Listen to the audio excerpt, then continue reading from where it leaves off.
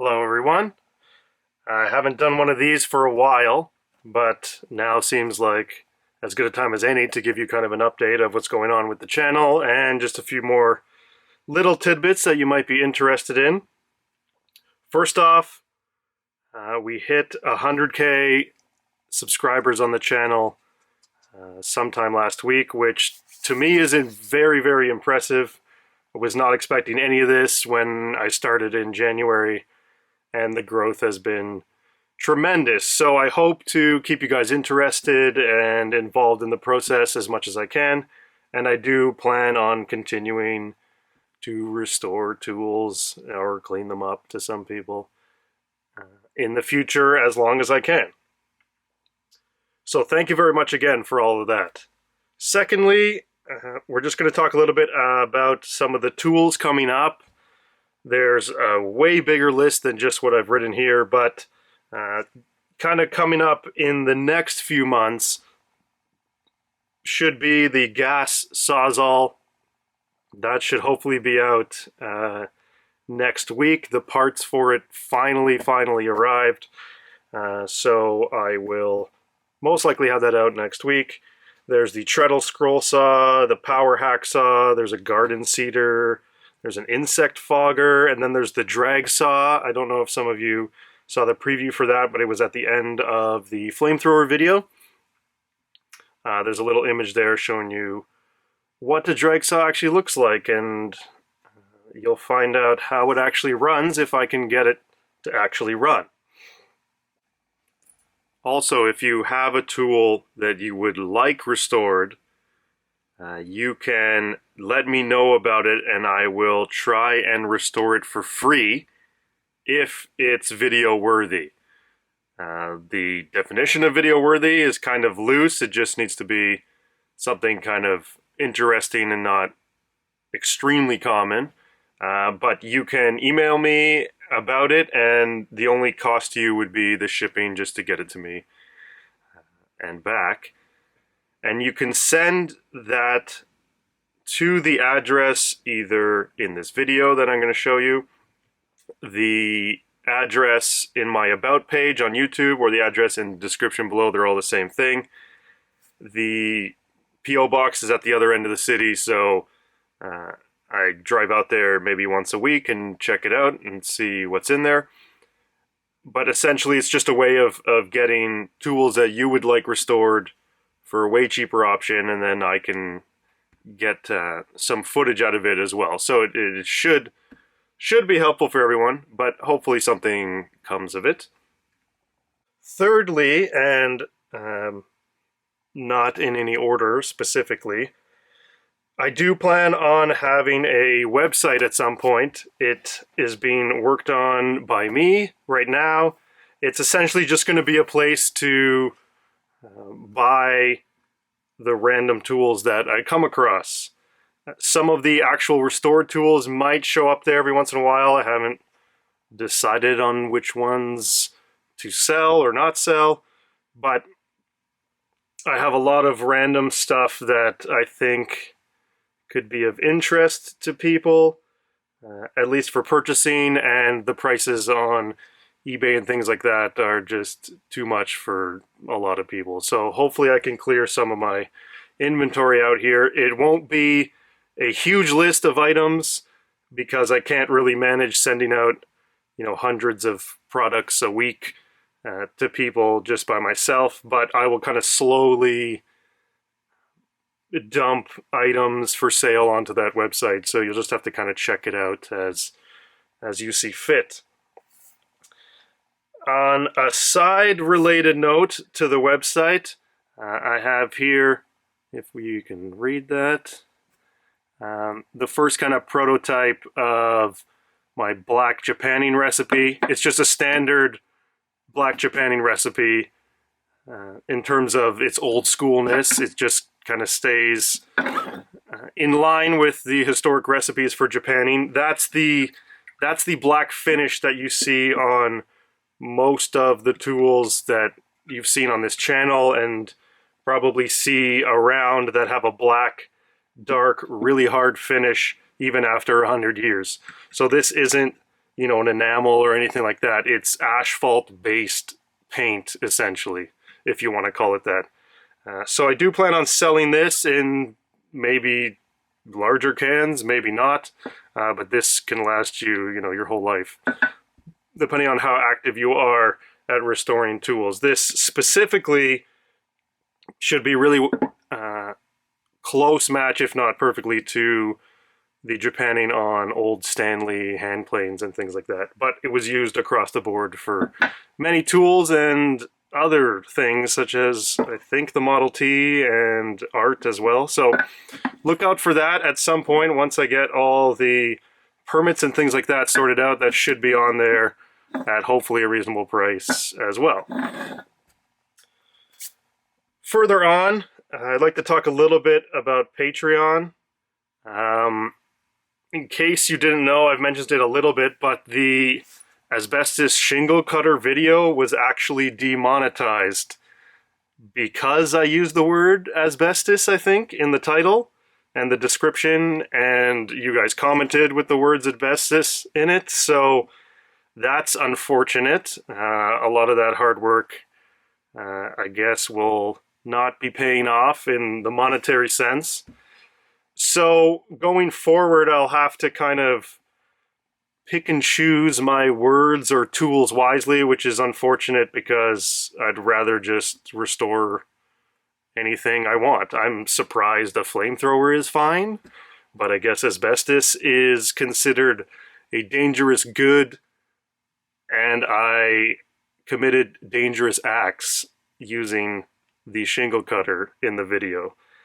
So that just kind of brings me to kind of draw attention to Patreon for anybody out there who's maybe on the fence about donating any kind of money towards the channel. It might be the way in terms of the future for a lot of YouTubers, but right now any type of support goes towards essentially buying more tools for more videos.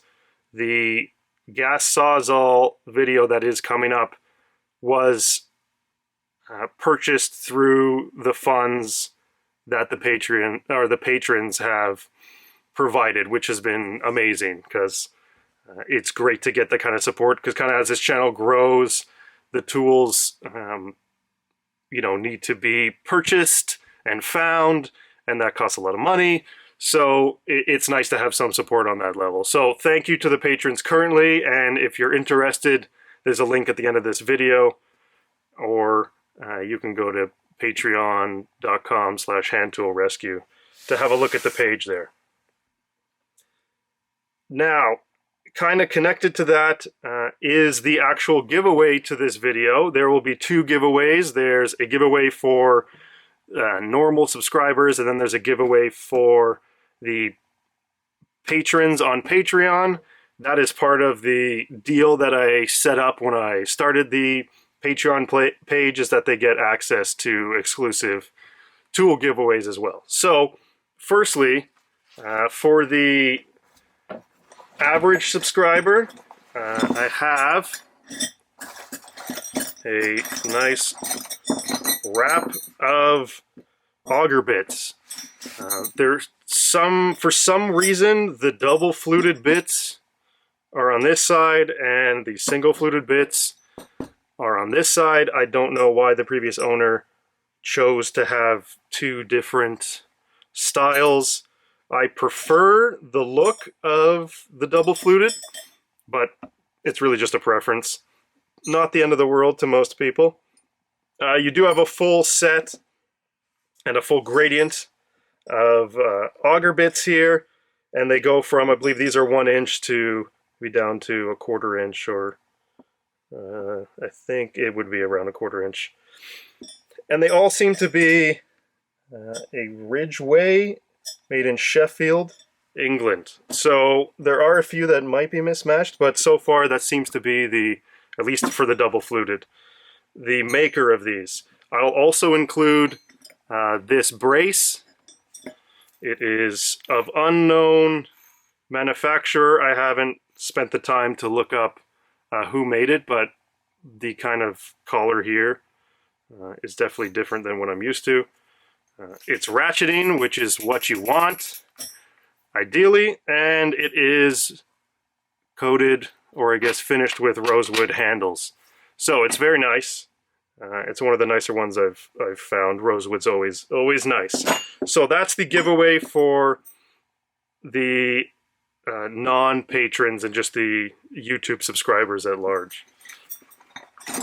Next up for the patrons is this. A Stanley number 71 router plane.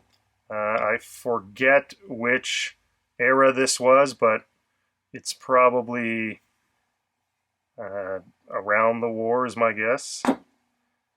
Other than that, all the parts are present except for the blades, which you can buy at Lee Valley and they fit just fine. You just have to unscrew this lock nut and flip it over and screw it back on, and then now it magically fits the Lee Valley Veritas blades. It does have the foot in the front as well, and it's in great condition, honestly.